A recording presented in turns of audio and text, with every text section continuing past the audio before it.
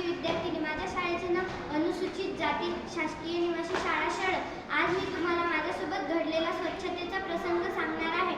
मी एके दिवशी शाळेमध्ये चालले होते तेव्हा मी पाहिले की रस्त्याच्या कडेला एक घर होते. त्या घरामधून काकूंनी आपल्या घरामधला सगळा कचरा एका पिशवीमध्ये जमा केला. तो कचरा रस्त्यावरती टाकला. मी त्या असे 2-3 दिवस मी त्या काकूंना ऑब्झर्व केले. मी त्या काकूंना मग एके दिवशी मी त्या काकूंजवळ गेले आणि त्या काकूंना म्हणाले, काकू तुम्ही हा कचरा रोज रस्त्यावरती टाकता. ह्या कचऱ्यामध्ये केळीचं साल सुद्धा आहे. या केळीच्या सालावरतून किंवा कशावरतूनही पाय घसरून जर का कोणी पडलं तर किती महागात पडेल. त्या काकू मला म्हणाल्या, काय तू मला कोण सांगणार येईन ग, अशा मला म्हणाल्या. मग मी तोंड पाडून शाळेमध्ये निघून गेले.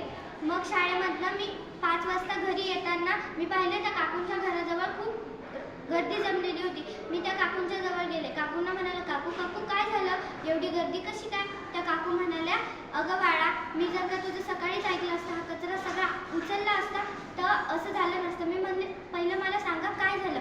त्या म्हणाल्या, या केळीच्या सालावरतून या कचऱ्याच्या पिशवीवरतून माझ्या मुलाचा पाय घसरला आणि त्याला खूप लागला. आता त्याला दवाखान्यात न्यायला लागलं. मी त्यांना म्हणाले, तुम्ही जर का माझं सकाळीच ऐकलं असतं तर असं झालं नसतं.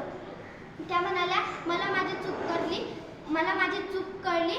सॉरी बाळा, मी ह्याच्या पुढे रस्त्यावरती कचरा नाही टाकणार. धन्यवाद.